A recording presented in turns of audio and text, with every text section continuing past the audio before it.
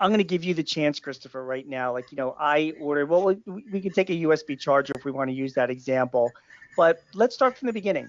I order a USB charger for my Samsung S21 phone that I just bought 2 weeks ago. And damn it, I had to order new accessories for it, of course, which I did on Amazon.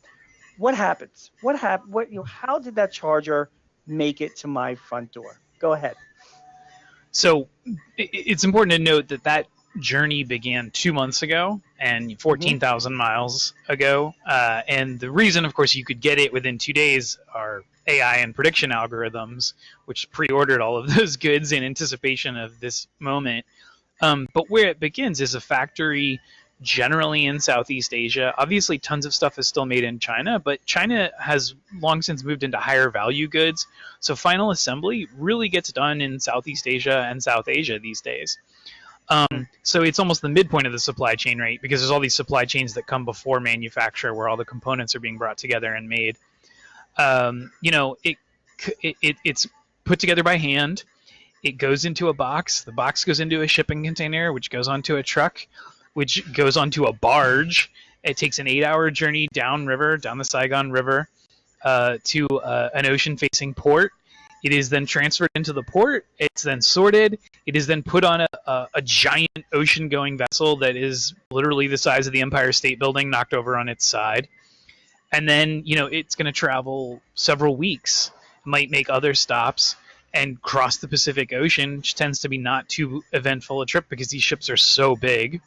Then it gets to the port of LA. That's where we have terrible congestion. Usually there's 0 or 3 ships waiting in a line there. Currently, as you noted, there's 60, which is unprecedented as far as I know. Then that ship has to be brought in by a harbor pilot, which is this incredibly specialized task. They're paid almost $500,000 a year for their specialized abilities, and they're actually employees of the city of Los Angeles. Once it's brought quayside, then there's this whole dance. One person said every time a ship comes in, it's like throwing a wedding every time. And the port that I went to, the terminal that I went to there, is highly automated, and that makes it much more efficient. And so humans are operating the cranes that are pulling these huge 80,000 up to 80,000 pound containers off of a ship.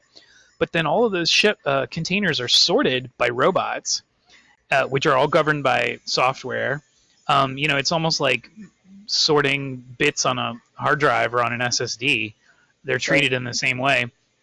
Then, after spending 2 or 3 days kind of in that terminal, they're loaded onto trucks, which is a process called drayage, where they are brought to inland warehouses. Then the goods are transferred because, of course, shipping containers are so heavy, you don't want to carry the goods in a shipping container to their final destination.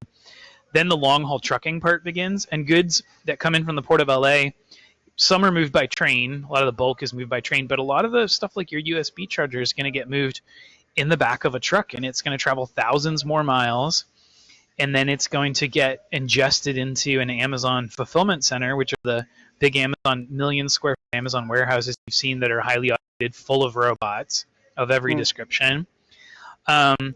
And then, you would think, okay, probably it goes from the fulfillment center to my house. Nope. It's even more complicated. Then it goes through this process called the middle mile, which, a lot of people don't know about.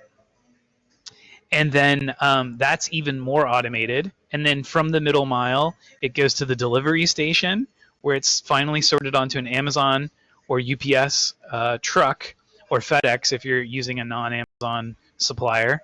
And then it's delivered to your house.